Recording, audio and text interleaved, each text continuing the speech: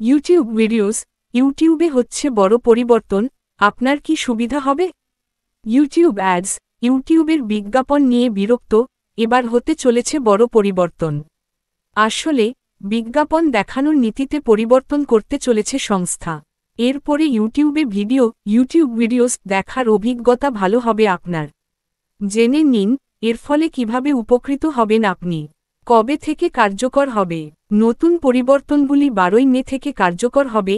এটি শুধুমাত্র দর্শকদের অভিজ্ঞতাই উন্নত করবে না, তবে নির্মাতারাও তাদের উপার্জন বাড়ানোর সুযোগ পাবেন।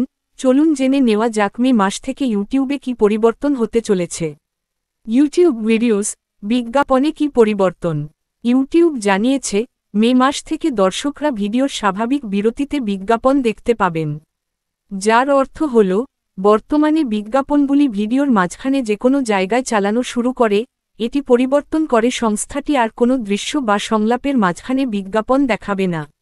এখন এই বিজ্ঞাপনগুলি একটি দৃশ্যের পরিবর্তনের সময়ের বিরতিতে রাখা হবে।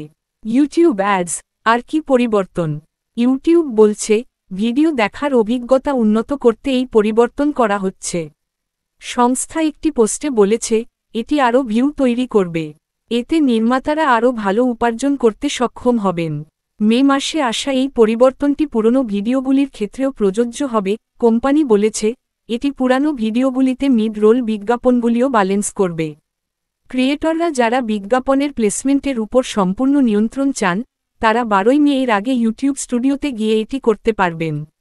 ইউটিউব নির্মাতাদের সাহায্য করবে। ইউটিউব এই পুরো প্রক্রিয়ায় নির্মাতাদের সাহায্য করবে। মিড রোল বিজ্ঞাপনের ক্ষেত্রে কোম্পানি ম্যানুয়াল ও স্বয়ংক্রিয় পদ্ধতির মিশ্রণের সুপারিশ করছে। সংস্থা বলেছে, এই পদ্ধতিটি ব্যবহারকারী নির্মাতারা শুধুমাত্র ম্যানুয়াল প্লেসমেন্টের উপর নির্ভরশীল নির্মাতাদের তুলনায় 5% বেশি উপার্জন করবেন।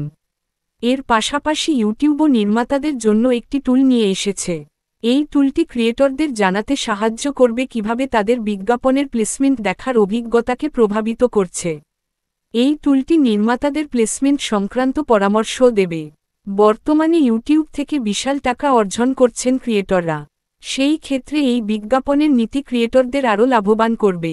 অন্তত তেমনই মনে করছে কোম্পানি।